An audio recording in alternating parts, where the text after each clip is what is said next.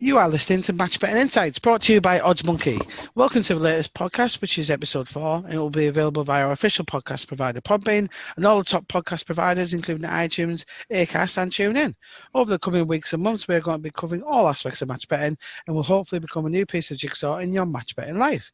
Today's podcast is most common match betting mistakes and how to avoid them. So thanks for joining us today. I am joined by Steve T. Good morning to you, Steve.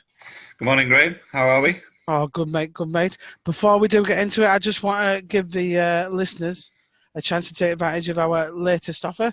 You can sign up for OddsMonkey's premium service with us via our exclusive offer, which is PODOFFER, pod offer. If you type that in, you'll get 10 full days of OddsMonkey's premium for just £1. Give you full access to all the offers, the guides, tools, and to people like Steve T, which is the best part of it. So I said today's episode is how to avoid the most common match betting mistakes. And Steve, we do come across a lot of these. We're all guilty of them. There's some ones are bigger than others, but they are all avoidable, aren't they, Steve? Yeah, I mean, everyone's going to make mistakes. I still make mistakes.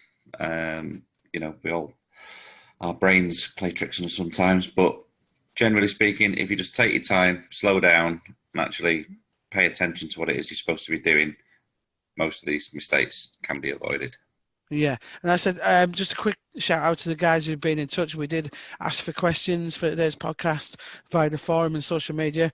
We've got all those. Thank you very much for getting in touch. There's been some really interesting questions, and we're going to be covering all of them in today's episode.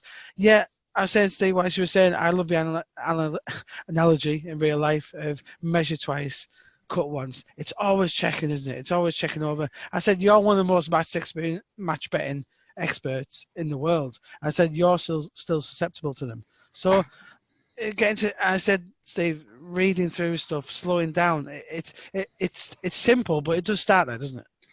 Yeah, absolutely. A lot of the mistakes come, especially in the early days for people, from they do maybe a sign-up offer and they make some hopefully nice, easy profits. And then they think, right, I've got this. And then they just jump straight into the next thing and the next thing. And they're trying to do 2 or 3 things at once. And assuming, a lot of assumptions start to come in, just assuming that this is exactly the same as what I've just done previously. Whereas if you actually just take the time to slow down, and I just always recommend, whatever you're doing, just read the full strategy line by line, go through it once and then go back to the top and start again. That was what I was totally guilty of that when I first started, Steve. You get through a few, and then you just, when the profits are the same, you presume it's the same, and you're doing it, and it's so easy to get caught out and you hop it, and then you kick yourself because then you read back through, don't you? And it's all there in black and white or blue and like white, as I think it is on those monkey guides. And you kick yourself, don't you? You really do when you go back. It's so simple sometimes. Yeah, it can be something as simple as you've placed a bet at odds of, let's say you backed a football team and the odds are 1.9 and you're expecting to receive £20 of free bets or something like that. And you go into your account and your free bets aren't there and you're sort of a bit miffed. And when you actually go in and look at your bets and you see that your bet's settled, you backed at 1.9. When you then finally get back to go to the guide, it'd be there in black and white saying, make sure you back at minimum odds of 2.00. So, it's just that you've maybe rushed through the guide a little bit too quickly and you've missed one of the most pertinent sort of points about it.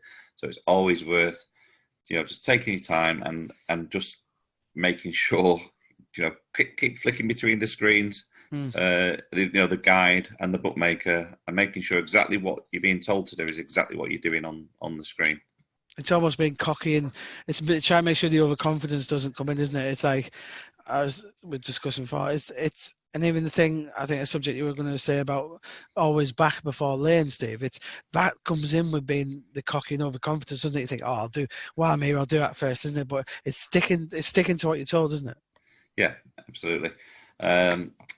Just when you sort of, the advice to back before laying, that's one of the biggest sort of best bits of advice I can give, alongside obviously making sure triple checking sort of information as per the strategies. Also getting the the routine. I'll expand on that back before laying in a moment, but also getting the routine of when you've got a guide on, say, OddsMonkey, when you go to the bookmaker site, it's always worth just having a quick look at the T's and C's yourself. Look at the small print. Yes, the OddsMonkey team have gone through that and sort of pulled that information out to put it into the guide, but it's always good practice just to check it, because for a simple reason, sometimes you may get an offer that's available for a whole sort of week. And we had experience, I think, last Cheltenham and maybe Cheltenham before. So Cheltenham's a prime example of this, where a bookmaker will put an offer up and it's available for the whole week, say in the lead up to Cheltenham, and then they may just randomly change the odds, or the odds value that you have to back at a certain time in the afternoon, which with the best will in the world, you're not going to notice that immediately. So it's always prudent to check these things. When it comes to backing before laying, that's because the whole premise of when you're trying to do a qualifying bet to get a free bet, it starts with that qualifying bet. It starts with what you're doing at the bookmaker. So you need to make sure that you get your bet on at the bookmaker before the exchange, because don't do the lay bet first, because then if you suddenly go over to the bookmaker and, oh, crikey, the odds have changed, now I'm going to make a massive loss. Well, there's not a lot you can do about that. You're going to have to take that on the chin. Or maybe in the split second, there was a time limit that this offer ran till 3 p.m. and you're going to place your lay bet at 2:59 p.m. and then you've gone over to the bookmaker and, oh, right, the race has started. I was going to back on a horse race or back on a football team, and the match has started, so I can't do the offer now. So the premise is it always starts with what you're doing at the bookmaker. So on that basis, always place your bet at the bookmaker first. Then you're straight onto the exchange to place the counter bet. Yeah, and as I was saying, Steve, it's as well when you're doing things like this. And one thing to jump home, if you do make these mistakes and stuff, it's not to panic, is it? It's, as you said, even you, with your many years of match betting, exactly. It's going to happen to everyone. Just don't panic, is it? But as well, the staff are there, the forum and the staff are there to help you if you do make a big mistake. But it is going to happen. It's not to panic, is it? Yeah, don't panic at all. I mean, take a minute, step back. Another 20, 30 seconds, probably not going to change a great deal. Have a look at the situation, see if you can figure out what to do.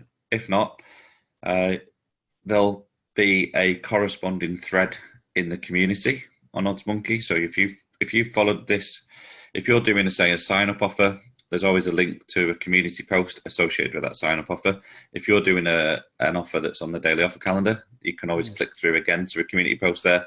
And then once you're within there, you can just tag by pressing sort of the @ symbol and typing support staff. As soon as you do that, and then you type what your question is, help, I think I've made a mistake, can you just confirm? A member of staff will get to you very, very quickly indeed. Alternatively, you can email support@oddsmonkey.com. But I'd say that the community route is generally the quickest, because you may even get a member of the helpful member of the community who'll jump in and help. Especially if you're doing an offer which is active for that day, and a lot of people are doing. Someone on there, the chances are someone on there will already have come across the issue or made that mistake as well, isn't it, on the forum? Yeah, and that's probably a good point as well, actually. So, when you are about to undertake an offer, especially if you're sort of new to it all, there is always a corresponding sort of community thread associated with every offer, be it a sign-up or a daily offer calendar sort of reload one. Before you start placing any bets, click through to the community and see what people are saying, because you may get people saying, actually, I bet on X, Y, or Z, and I had an issue because of this, or I think this is a better way of doing it, or whatever. People will be just discussing how they're getting on. People will be saying, yeah, great, I've just made £8 from this, I've just made £6, or whatever it may be. But it'll give you a little bit of comfort that there's obviously support there, and a little bit of more flesh on the bones around that offer as well. And so obviously we're going to look at some top tips to avoid these easy mistakes, Steve. And I know, although some of them might be obvious, it really is nailing this in, isn't it? It's check, double check, But you've got a few nice little ideas, haven't you, for top tips for people straight away? Yeah. So we've already said about slowing down, not rushing into things. That's sort of number one. Make sure you read the full sort of T's and C's of the offer. Make sure you're doing exactly what you're supposed to be doing. Other things that are maybe not quite so obvious, but I'd say avoid obscure markets and sports. All I mean by that is, football, for example, is not a particularly obscure market, but within there, because the OddsMatcher software, that's going to search all of the football matches at the bookmaker. It's going to search all of the football matches at the exchange. So sometimes it's going to pop up and it's going to give you sort of, Swedish 5th division football or some lower leagues in lesser sort of leagues as well. So, you may get Kazakhstani football, things like that. It is not, there's not a lot of people in the UK who are going to be betting on those events. So you're going to stand out like a sore thumb. It's always better to bet with the masses. Because it's no one's fault when, in terms of this, it can lead, and probably does most of the time, to account getting gubbed, doesn't it, Steve? And it's no one's fault. But as you said, don't walk around with a siren on your head, making it easy for them, do you? That's the thing, isn't it? It's like, if you will, in some cases, you can't help it, but they do make life difficult for themselves. I don't know if you're back in the Chinese second division reserves and stuff. It's not the best way, is it? Sometimes. No. I mean, so just I stick mainly to Premier League, the Championship, any of the English leagues. To be fair, the top four anyway, and because I'm based in the UK, and then you can have the Scottish Premiership in there, you can have the Spanish top flight, the French top flight, Italian top flight, German top flight. All of those things are leagues which are well bet upon, and you're betting with the masses, so you're not doing anything that looks sort of out of the ordinary. When it comes to placing your back bet, something else always worth considering is the amount of liquidity available at the exchange. So the amount of money available for you to lay against. So let's say you've just received £30 of free bets, for example, happy days. You spot what looks like a really good match on the OddsMatcher, and it's in the Premier League, for example, and you think, great, I'm just going to go and place my bets on there. You place your bet at the bookmaker. Always do your bookmaker's bets first. You pop to the exchange, you place your lay bet, and then you suddenly realise actually all of the bet hasn't been matched because there wasn't enough liquidity, there wasn't enough money for you to bet that against, and then you're left sweating.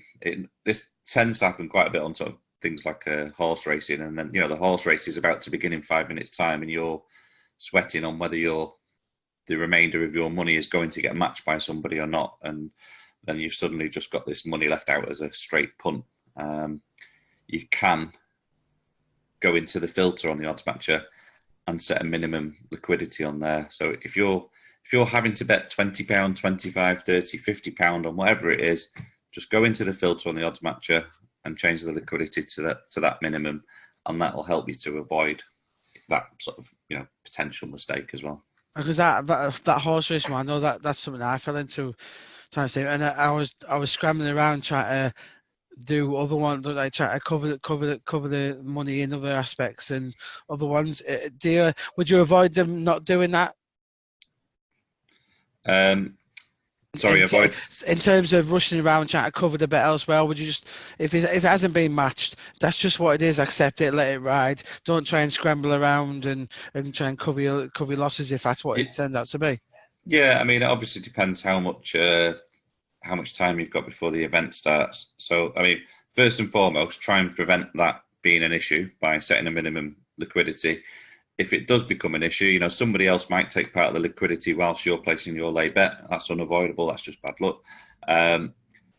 Depending on when the event starts, then you're going to have a couple of sort of options. And it's better to read up on this prior to it happening than trying to figure out how to do it if you've only got 5 minutes before a horse race starts. So, for example, if you go into the training section on OddsMonkey, there's a guide there on how to deal with partially matched bets, and the actual match betting calculator itself has a little button in the bottom right hand corner where you can click parlays, and then it actually allows you to quite easily. It'll say, right, okay, X amount of money was backed as was matched at, say, the lay odds of 2.00, and the lay odds currently are, let's say, 2.1 or whatever they are, and it's basically this is what you should now do as your new stake. So it can be quickly remedied, but don't jump in and start placing bets if you don't know what you're doing. It's better to read up and have this knowledge prior to it happening, rather than trying to sort of firefight at the last minute. Yeah, that's what and that comes back to you saying not panicking. When you're doing it at first, you're panicking. You think, oh, do I do this, do that? And yeah, as you say, it's don't panic is a massive thing. But it's very hard, isn't it, when you're in there when the race is about to begin? You got to try and. Yeah, so that's help's always there to read up. The thing is as well, I found from reading the forum, no matter what mistake you've made, someone's done it before you, and you can find it on the forum and read up on it. It's so invaluable, the forum, for that sort of thing. Absolutely, and I probably shouldn't speak for everyone, but I can probably confidently say that most of the OddsMonkey staff will at some point have made a similar mistake. We didn't. Everybody started out from I made some right whoppers, Steve. Yeah, well, but everybody started out from a base of 0, whenever it may well have been for everybody. But there's always, there's always the scope for human error. But either way, there will be someone, as you've rightly said, somebody in there, whether it's a member of the community or a member of staff, who'll go, right, don't panic. We've seen this before. The OddsMonkey staff have pretty much seen it all before. We get so many support tickets that are away from the forum, and a whole host of mistakes. And the advice is always, right, okay, take a step back. Let's break it down. This is what you need to do. So there's always support available, but things you can do as a match better to not put yourself under pressure, especially in the early days where you maybe, because you're trying to process, you can be trying to process quite a bit of information. You're learning lots of new things, lots of new techniques, strategies, all the rest of it. And I understand that you can't learn everything sort of all on day one. So don't put yourself under pressure by betting on a horse race, for example, that begins in 10 minutes time. You're far better doing it on a horse race that begins in an hour, because then if you do have that mistake, you've got an hour to fix it rather than suddenly less than 10 minutes.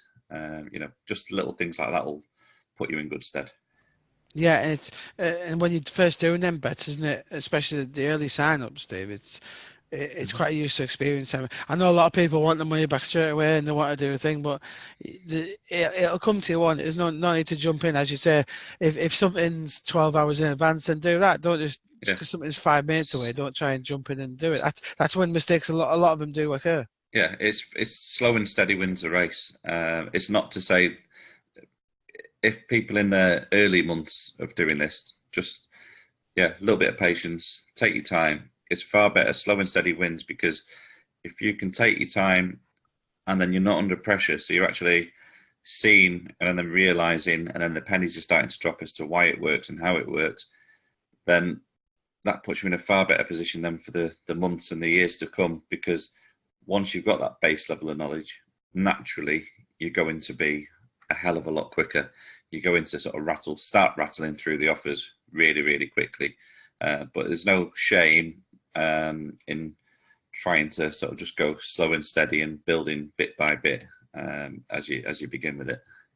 Yeah, we're going to dive into each a few different subjects in a minute, but there was one there which is related there, Steve.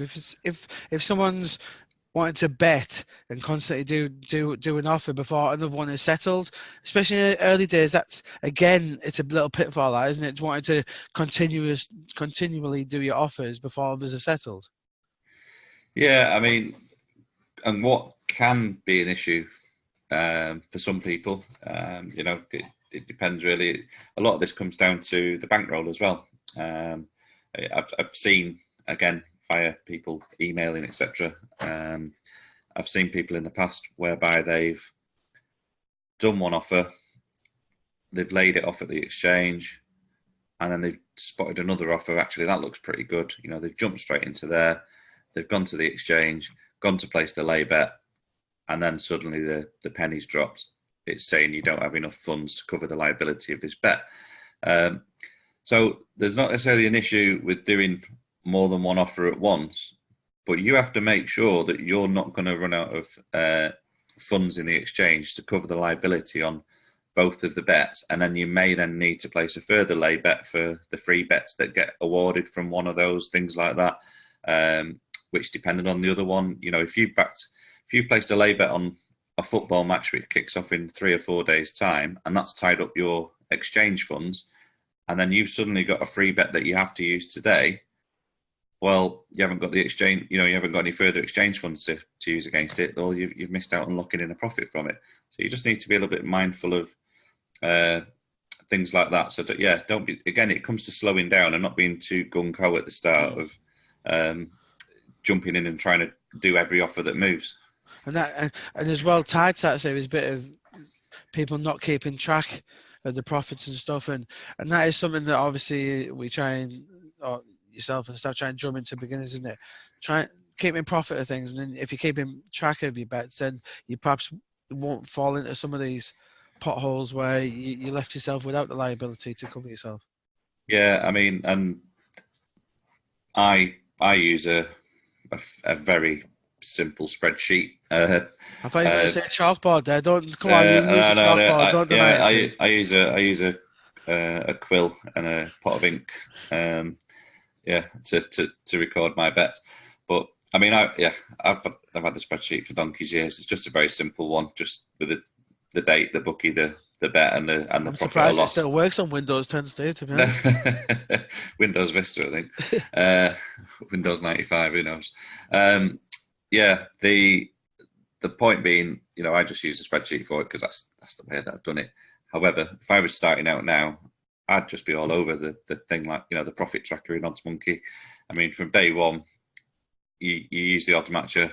There's a button you place your bet. There's a button at the bottom bit that says log bet. You click that, it goes into your into your profit tracker. You can go in your profit tracker when the bet's sort of settled at the bookie. You can settle the bet in OddsMonkey. It's one of the most simple things on there, but I think it's one of the most impressive things. I don't detriment to all the calculators now, but that little feature there is brilliant, though, isn't it? It's one of the little things. It's just one of the little things that makes your life so much easier. Well, it's great, and to be fair, it takes me a bit of extra time to tap the things into the spreadsheet, but I'm just stuck in my ways. But the point being, it doesn't matter whether you prefer to use a spreadsheet, whether you have a nice notepad, and you jot it all down, or whether you use the profit tracker, which I would recommend if you're starting out. The point being, keep a track of what you're actually betting on, and then you'll be in a better place to know, actually, I'm expecting to get a free bet on Monday, I'm expecting to get a free bet on Tuesday, on Wednesday, Thursday, whenever it is, and you can get yourself into a nice bit of a flow with it all, and not get too overwhelmed as well. Cool, that's great. So I said you've done a few categories for us to chat about, and I think the categories which we need to home in on for a few of these mistakes and how to avoid them, more importantly. So lots of different areas of sports. Let's start with horse racing. Huge part of match betting, obviously. And what do you find are the big ones with this day? Obviously, it's horse racing, everyone does. Every match better covers this at some point. Is there some typical ones here? Yeah, there's a few. One would be, I mean, we've sort of touched on it already. Sort of, especially if you're not a full pelt with your match betting yet, but just seeing an offer and going, right, okay, the race starts in 2 minutes' time. I'll get on that. And then you may well follow the correct process of hopefully backing before you lay. You go to the bookie, you place your back bet, you go over to place your lay stake. You've backed at odds of 6. The lay odds were supposed to be 6.2. But now by the time you get to the exchange, there's a minute to go before the race. You suddenly faced, and the lay odds have gone up to 8, and you're thinking, blimey, that's a big qualifying loss now.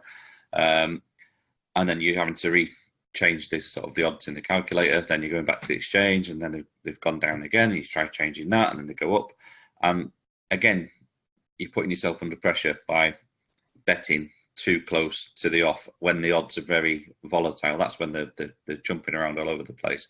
Sometimes it'll go for you, sometimes against. But just avoid doing that as much as possible, because before you know it, you can get sort of, again, lots of people have done this.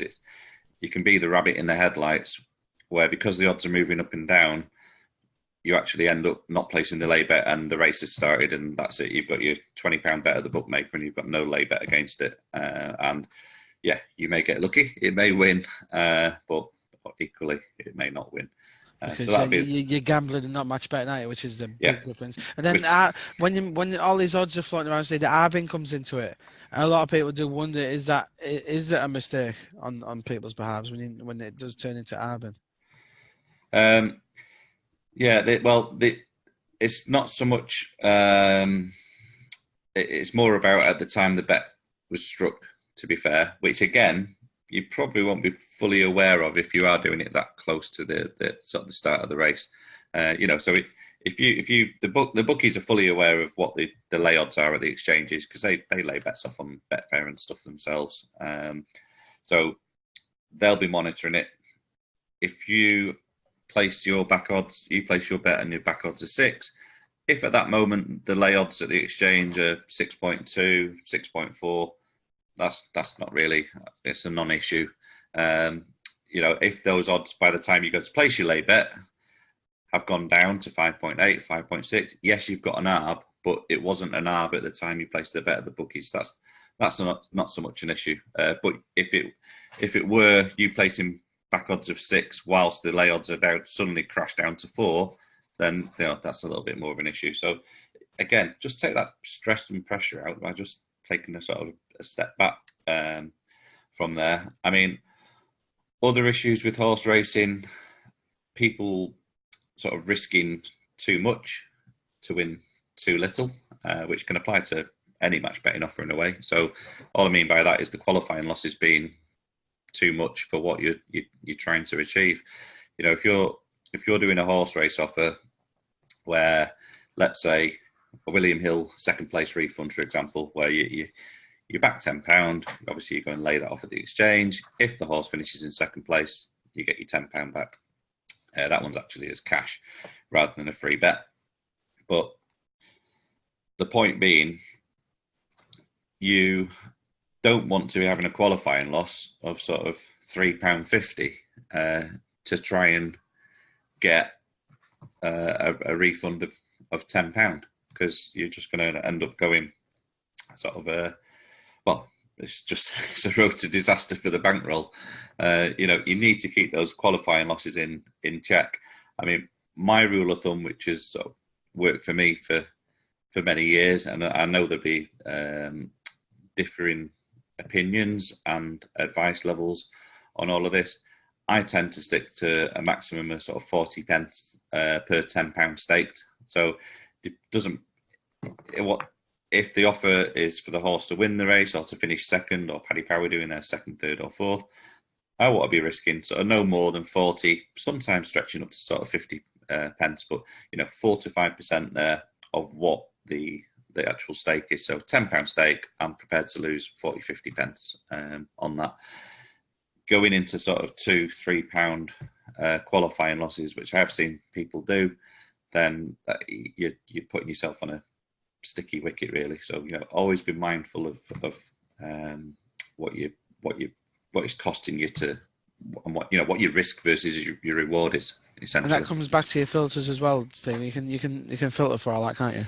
Yeah, I mean, obviously for horse racing, you've got the racing matcher, and I think by default, when you choose an offer off the drop-down menu, it then lists the horses in order of the smallest qualifying loss is listed at the top. And again, I suppose a common mistake would be feeling that you have to have a bet at a particular bookie on a particular offer each day. Yeah, because I think we were talking about the forum and the offers, Steve, isn't it? And it's just because someone else has a big success and you're reading on the forum all these people, like that William Hill offer or the Paddy Power that you said, if you're reading constantly people having big returns and you're thinking, why are I having this or doing this? And again, you can jump in with 2 feet without thinking, well, is it right for you? Have you found the right bet? Yeah. It's all circumstantial, isn't it? Sometimes. Yeah, just take the don't when I do the match betting on the horse racing, I'm not thinking of anything about jockey's form, nothing else like that. I'm basically looking at the numbers. I'm looking at what my qualifying loss is versus what I'm potentially going to get back as a return. If that's the right ratio for me, then I'm happy to go ahead with it. If you log on and you go look at sort of the racing matcher, and we'll just stick with the William Hill for now, and you look at William Hill, and the best sort of qualifying loss available is £2.50 today. That's the best horse, and everyone else is £2.60, £2.80, £3, for example. Then just give it a miss. Try again tomorrow, or if you have, that might be at 10 in the morning. I don't know. Try if you have a chance. Have a look at 11 in the morning. You might then look, and you might have some at 20 pence and 30 pence and all the rest of it. There's a little bit of swings and roundabouts depending on what time of day you look, and it is, you can't chase what other people are doing, can you, Steve? No. Sometimes you log onto a matcher, be it a golf match, a racing match, whatever, and you'll land an absolute barnstorming one, but it might be the only one you get in 6 months, which is that good a value, and that's just how it happens sometimes, isn't it? Sometimes it is being in the right place at the right time, and you just have to accept that, don't you? Yeah, absolutely. And another horse racing one I'll mention, but it comes to making sure that you're backing and laying the same horse,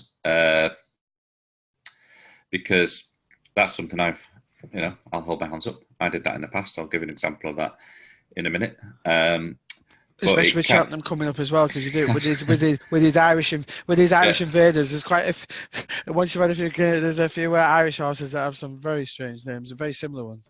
Well, yeah, and it's not just the names as well. It's also the the jockey sort of silks as well. So when you're looking on when you got Mullins, there's a lot of those. Is he the yellow and green? Yellow and green stripes. Oh, so it's like when you're looking on the site, I'm not sure if that's John Joe O'Neill, yellow and green.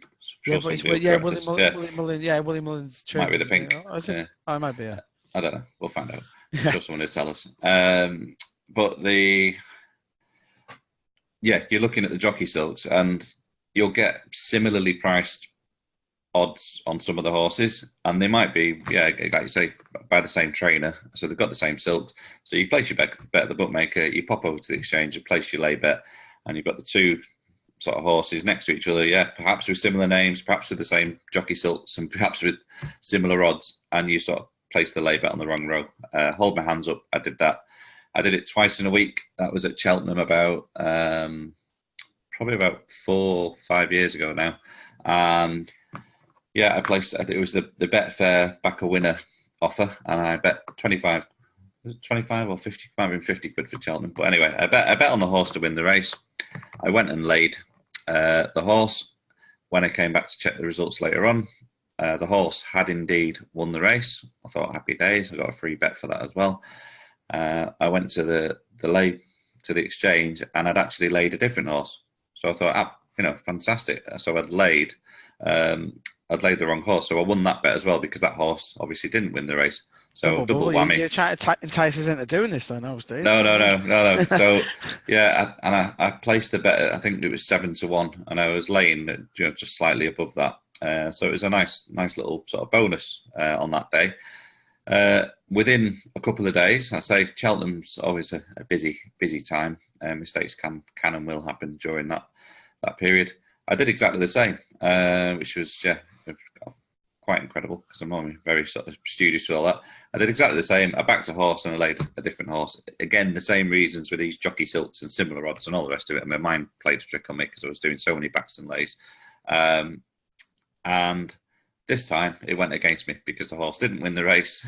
And the other one did. And the other one did, yeah. So then, so easy come, easy go. Yeah. But just be careful with things like that, especially during festivals when it can get a bit. That sounds so simplistic, doesn't it? And you think, I'd never do that, but it's very easily done. Yeah. And so away from racing, well, let's stick with sport. Accas and a bit of football as well. So Accas can be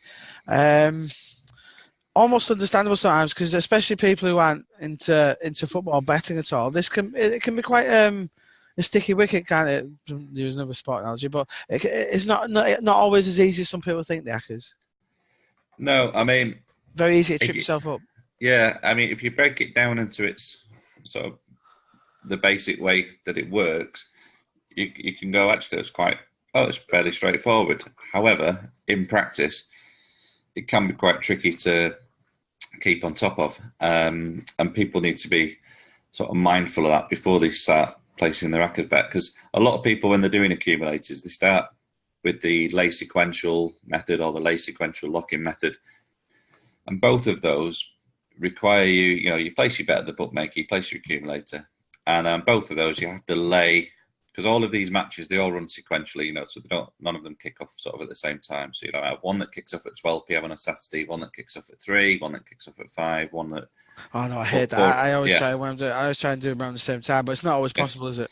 No. So one of them might, kick off at 4 p.m. on a Sunday. But that's the premise of how we get the value out of these, because they have to work like that. So both of them require you to lay the first match, so known as sort of the first leg of the accumulator. And then depending on the result of that match, whether your team on the accumulator won or not, you may then have to go and place a lay bet on the next match. Now, this is where the most common error occurs, which is people missing to, either forgetting or missing out on the next sort of lay bet. So again, totally avoidable.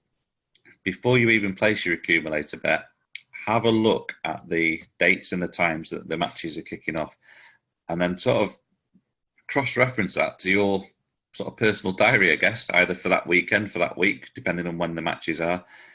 And if there's any point where, if you've got a game that kicks off at 12 p.m. on a Saturday, and then the next one kicks off at 3 p.m. on a Saturday, so let's say that the 12 p.m. is all done and dusted by 2 p.m., you may need to place a lay bet between the hours of 2 p.m. and 3 p.m. on the Saturday. If it turns out you're at a wedding on the Saturday afternoon, you probably shouldn't be placing that bet, because you're probably going to be, life's going to be taking over. You're going to be busy with something. So, always be mindful of what else you've got going on in your life on that particular week before you start placing your bets. And then on top of that, I would recommend sticking little reminders. You can do your reminders on your phone, write them on, stick a post-it on your fridge or wherever, it doesn't matter. Stick reminders. And even on the Hacker Finder software on OddsMonkey, once you've saved your accumulator, if you open it up again, there's a little option to tick a box there, and it says send email alerts. And then about an hour before the matches are due to kick off, OddsMonkey will email you and say, have you placed your lay bet for the next match? So, totally avoidable. But yeah, the biggest thing is missing placing the lay stake, which can cost big money. Yeah, I say it's planning, isn't it? A lot of it is. It doesn't time. It doesn't have to be time all the time, does it? But it is planning, as you're saying. And if you're not available, as you say, Steve, you just have to pass it by sometimes, don't you? I know. Yeah, there's plenty of other stuff to go at. Yeah. That's great, action football. So on to, we'll stick football-ish when it comes to two-up, Steve. Obviously, we know two-ups. We've done a podcast on this before. We're going to be doing probably covering it in a webinar, another podcast again. It is the golden goose of match betting at the minute. And it is mainly football. It is other sports as well. We've had a bit of darts recently. And the NFL, there was a huge NFL two up, or should we say the 14? Is it, or was it 21 this time, Steve? Is it 21? No, was it 14? 21. Anyway, it came in at the weekend massively when the Kansas City Chiefs came from a 24-0 deficit to beat. Who did they beat in that game? They beat the Texans in that game, which I was watching. But I was watching that and thinking, why hadn't I done the two-up on this game? And I was that is what two-up does, isn't it? Whenever you see a game or a darts match which is so many legs up, or an NFL, your first thought is always, why didn't I do that game? It's strange how your mind changes when you get into two-up. But yeah, so two-up, Steve, very popular. But obviously, a lot of common mistakes do come with that as well. Yeah, I mean, the most common, let's say, common mistake would be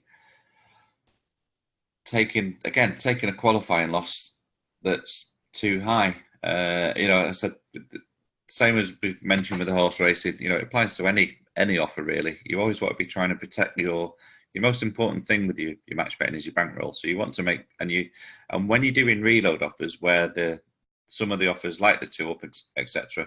are not guaranteed profit offers. They'll return money over the medium to long term, but it doesn't mean that you're necessarily, if you do a 2-up bet today, it doesn't mean that one's going to win you money today. So what you need to do is make sure you're protecting your bankroll, and you do that by making sure your qualifying loss is at the right proportion. And the easy way to do that is to use the filters on the odds matcher, for example. So the recommended, I'd recommend anyone doing 2-ups starting out on this, put the minimum max rating to 97%, stick your maximum rating to 100%. Obviously, we don't want any ARBs in there. That will give you a really good sort of qualifying loss versus potential return ratio, depending on what odds you're backing on. But it will see you through the lean times when you're having a run without sort of hitting one.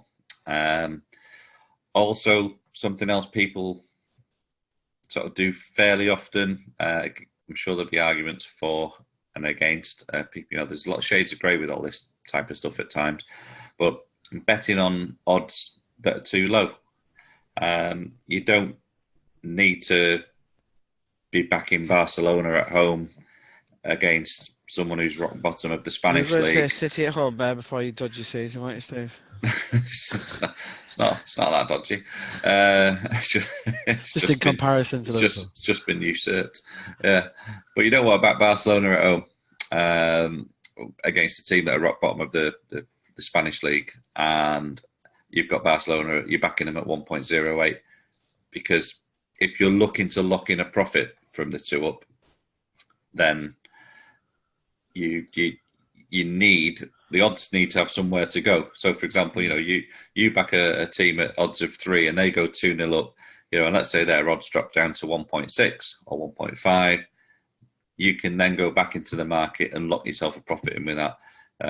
When you're starting at 1.08 and Barcelona go 2-0 up after 15 minutes, well, the odds are going to be pretty much down at 1.01 straight away. You haven't really got any exit point to lock a profit in. So the only way you'd make a profit then is if Barcelona capitulate and letting it ride. But that's not a mistake though. Sometimes it's Steve, we're letting it ride. That's just how some people do it, isn't it? I guess. Oh no. Well, letting it ride's not a mistake. I would say. But if that's some people think they have to. I think with this, and I guess it is tactics, and we're going to be doing a podcast on tactics in the future. Where that's just a tactic, isn't it? Some people think they've made a mistake by letting it ride, but it's not necessarily. Well, it isn't a mistake, is it? It's just a. Well, it's not. Well, I let all of my 2-up bets ride. So that's my chosen method. That's because you've got about 100 going though, Steve, isn't it? Yeah, somehow. So I don't. That's my chosen method, and that works for me. And and I have long losing runs because of that. However, I do set myself minimum odds. I don't. I work with generally sort of 1.6, sometimes 1.7 above there. That's sort of the range, the minimum that I like to go down to.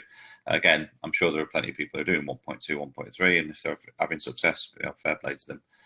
But for the majority of people, I believe, that do this offer, they are looking at locking a profit in play.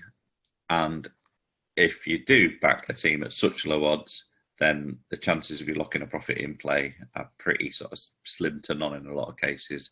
And I guess the final point I could make is, well, yeah, you've just got to follow the numbers. So when I was on about, having a minimum rating of 97%, making sure the odds are not too low, those, from my point of view, that's hopefully good advice. If your favourite football team doesn't then appear in the results on the odds matcher because you've applied these filters, then that's fine. Don't go and have a bet on your favourite football team just for the sake of it. Because if the back and the lay odds are well apart, and you're just losing value, and you're not doing yourself any favours from a match betting point of view long term. Well, that's the big thing in match betting, is it? You got to take the emotion out of it, don't you? Well, emotion has no part to play in match betting, does it? So, no, keep it number driven. It's all about it's all about what the filters and the stats are telling. The information on the screen is telling you. Exactly, match betting. It's an analytics business, and it works, doesn't it? So, yeah. But the final subject, Steve, brings us back to a subject we spoke on the last podcast about, which is the casino. And again, a different subject in match betting, but again, one that can be there can be a few pitfalls here as well. Yeah, absolutely. Some of them can be quite costly as well. So it's always worth making sure that you double, triple check and know exactly what you're doing before you sort of jump in too deep with it. I mean, a lot of the casino offers tend to be slot based, playing the slot machines or fruit machines, as you call them, down the pubs and stuff. When you play these machines, let's say you've got to wager £5 and then you'll receive some free spins just for a nice sort of easy one to do, because you'll see that on things like Betfair, for example. Betfair Arcade, they tend to have that on a daily basis, that type of offer. Now, the higher the stake you use on the slot machine, that increases sort of the variance, because if you open the slot machine and you do one £5 spin, well, basically you're either going to win or lose with that one spin. And if you lose, you've lost £5 on the offer. Then you get your freebies, and you'll hopefully claw some of that back, or if you're lucky, all of it back. So in the strategies, and again, this comes to slowing down and reading the strategies. It's all back to that again. It's always advised that you use minimum stakes when doing these type of offers. So on that basis, you open up the slot machine and you don't do a £5 spin. You might be doing a 20p or a 25p spin. So if you're doing a 25p spin, it's going to take you 20 spins to complete the £5 of wagering. What you'll find then is you're not going to lose the full £5, because you're not going to lose sort of 20 spins in a row. You're going to win a couple, lose a couple, win a couple, and it's sort of going to bob up and down. And even if you do end up in a sort of a lost position after the qualifying, it's not going to be -5. It's going to be much closer to where you started off, because you've controlled the variance by keeping the stakes smaller. Then you get your freebies. Then you're in a slightly better position, hopefully, to get back into a profit. So the biggest issue is people staking too much for low wagering offers, and that can be twofold. It can be by choice, in which case I'd advise sort of not doing that, especially not until your bankroll is sort of significantly huge and your experience is vast with it all. You think you get people doing that, Steve, from when they're getting a little bit of a run, they're getting excited, and they tend to up the stakes when they shouldn't be? Yeah. I mean, there's myriad of factors, like overconfidence. If you did a graph of if you had a graph along the bottom with, let's say, along the bottom you've got overconfidence, and up the side you've got a cost of your mistake. There'd be a big curve, upward curve going up there. So overconfidence coming into things like casino is not a great thing to do. So keep the stakes sensible, but people can put the stakes higher than they should be. That's by choice, but also to be mindful. It can be by accident, because I've done so many slots offers over the years, and depending on the site, depending on the particular slot, and even within the same site, because let's face it, these bookies and casinos can be, I think they might be trying to trip us up at times. I think would be quite polite of me to say. So surely not. Surely not. I know. What are you trying to insinuate, Steve? Who'd have thought it? So you might open up a slot machine. Don't always assume that it is set to the minimum stake for that slot. It may well be, if you look at the spins, if you look at the total stake, it might be set to a £5 spin. There's a game that I've opened up recently for an offer called Giant Grizzly, and on every site that I opened that up recently, the minimum stake was set to £5. £5 per spin. Now, most people are not really going to be wanting to do £5 per spin. I certainly didn't. But I'm sort of programmed. I know first thing I do when I open a slot, what's the stake? Right, £5. Then you've got the buttons to take it down, take the stake down, get it down to the level that you want it to be at. I would say double check as well when you're clicking, because some of those arrows are so smart, so hard to change some of those values sometimes, isn't it? You have to double check where the values are moving, aren't they? Because some of them are tiny. Yeah, absolutely. And I saw a comment from someone the other day, which they mentioned that a mistake they made was again about the stake size, but again by accident, and they were actually trying to check it, but on these machines you have sort of win lines. So you have lines 1, 2, 3, 4, 5, all different patterns across the sort of grid that's on the screen. Let's say you've got 20 win lines, so it may say at the bottom coin value, something like that, 10 pence. So you might think, oh, I'm doing a 10 pence spin there. Yeah. No, it's 10 pence per line. Therefore, it's a 10 pence times 20 lines is £2. So it's £2 a spin. It can be more than that as well, kind of. I've done a few of those where you think it's 10p a spin, and where's my 20 quid gone? Yeah. And then you find out that your £5 spins or whatever don't necessarily give you it's always funny how they never seem to win. But it's you've got to be just careful with your staking, and that rings true for the slots. That's I've gone on about that the most because that's what most of the offers tend to be. But also, if you're doing blackjack or roulette, which tend to be the other sort of two offers for casino things, I mean, if you've got an offer for blackjack where you need to wager 20 quid, for example, Paddy Power got one on the minute for wager 20 quid and get a bonus. I'd advise not to go on and do one £20 hand, especially, if you're a beginner and new to all this, because the higher the stake increases the variance. Yes, you may win, but equally... It's like you're watching my computer, Steve, I think. I think you're trying to give me good advice. and do 20 £1 hands, or do 10 £2 hands, or if you're a bit more advanced with it, I'll do 4 £5 hands, or 5 £4 hands, whatever it is. But don't jump in and just do 20 quid, because you may well not be bankrolled to lose that 20 quid. And if it's going to hurt, then just, you've got to get the stakes down.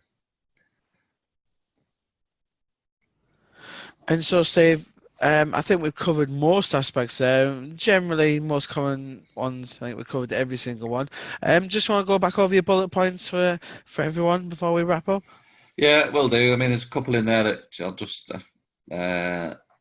omitted earlier, but I'll come on to them at the end then. So things would be, obviously, I'm going to say slow down, don't rush into stuff, take your time. Make sure that you're not risking too much on any one particular offer to win too little. Don't be risking £3.50 to get a £10 free bet, things like that. Always place your back bets before you lay. Make sure those bets are on horse races that are in, say, the UK and Ireland, or major football leagues, rather than sort of horse racing that's, American horse racing at 2 a.m. and things like that. And like Graeme said, Chinese second division reserves football, things like that. Get in the habit of reading T's and C's. It'll put you in good stead. Little pitfall, just quickly on the football. Make sure that what you back in is the same as what you're laying against. And that rings true with any offer, really. But if you see the back odds for a team to win, and then you go to the exchange and you're going to place the lay bet, and that you place your back bet and your lay odds are, like, say, half of what you expected to see. If it's too good to be true, it probably is. You may have backed in the team to win the match at the full time 90 minutes market. You may be looking at laying them in the halftime market, things like that. Just always double check you're backing and laying the same for anything. And then other things would be, make sure you set the calculator to the correct mode. So you're going to be using the OddsMonkey calculator. If you're doing a qualifying bet, you're using normal mode. If you've got a free bet to use, you're going to be using, free bet SNR mode, like 99% of the time. There's the SR mode on there, not used too often, but the risk-free bet mode, if you have a risk-free bet offer, make sure you're using that correct one. Because a lot of time people will get to the end of an offer and not have the profit they expect, and it's because they've not used the correct mode on the calculator. And then finally, again, and this all comes back to slowing down, reading the instructions properly. Within the instructions, it will tell you which calculator to use. It is normally, most of the offers are going to be the main calculator, but there are lots of other calculators on the site. So if it says a different calculator, make sure you go into that one, because that'll give you the return than you're expecting from the offer. Other than that, have fun and be safe out there, something like that. Be careful. No, it's fantastic, Steve.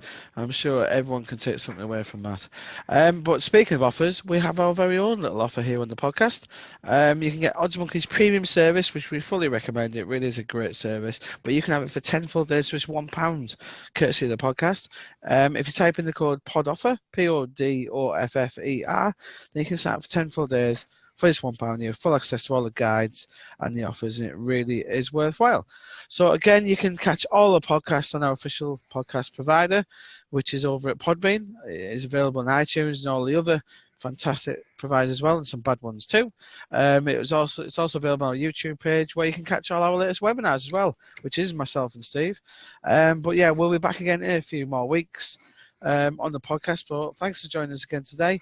And again, you can also get in touch via social media, via the forum. So if you've got any questions for future podcasts that you want Steve and some of the staff to tackle, please do get in touch. But thanks for joining us, and we'll catch you soon.